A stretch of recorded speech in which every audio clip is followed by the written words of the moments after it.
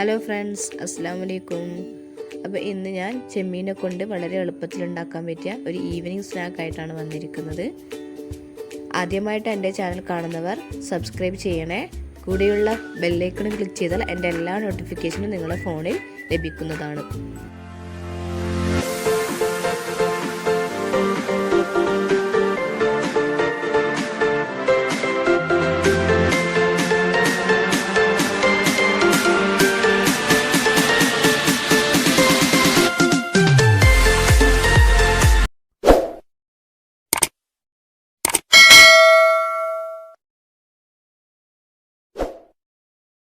നമുക്ക് വീഡിയോ ഒന്ന് കണ്ടു നോക്കാം.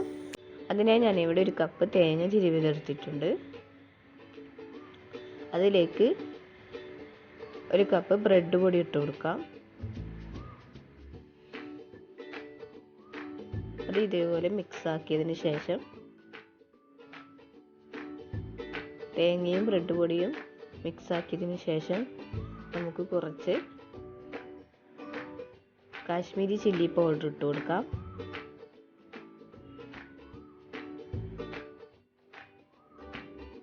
ഒരു നുള്ളു ഉപ്പും കൂടി ചേർത്ത് നല്ലവണ്ണം മിക്സ് ആക്കണം.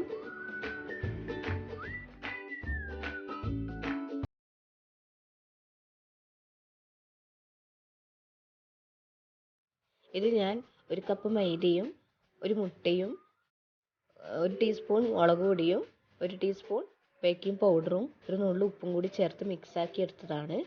ഇതിൻ്റെ വീട് മിസ്സായിപ്പോയി. അപ്പോൾ ഇതേപോലെ ആക്കിയിട്ട് എടുത്തിട്ടുണ്ട്. അപ്പോൾ ഞാനിവിടെ ചെമ്മീൻ എടുത്ത് വെച്ചിട്ടുണ്ട്. ചെമ്മീൻ എടുത്ത് ഫസ്റ്റ് മൈദയിൽ മുക്കിയെടുക്കുക.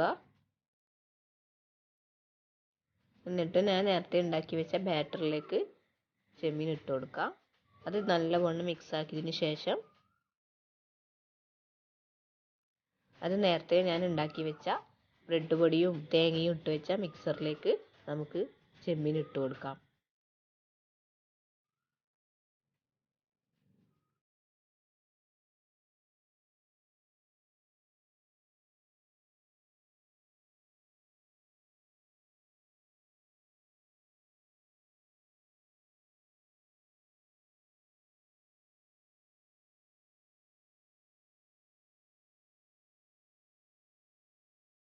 എല്ലാം ഒന്ന് മിക്സ് ആക്കിയതിന് ശേഷം ഓരോന്നോരോന്നായി ചെമ്മീൻ നമുക്ക് വേറൊരു പാത്രത്തിലേക്ക് ഇതുപോലെ മാറ്റണം.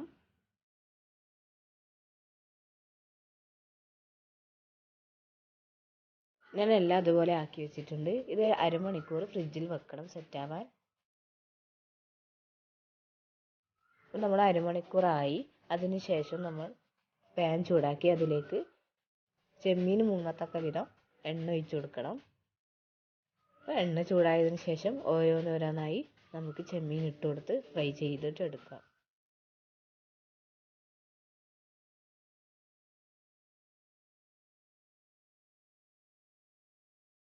ഞാനെല്ലാം ചെമ്മീൻ ഇവിടെ ഇട്ട് കൊടുത്തിട്ടുണ്ട്.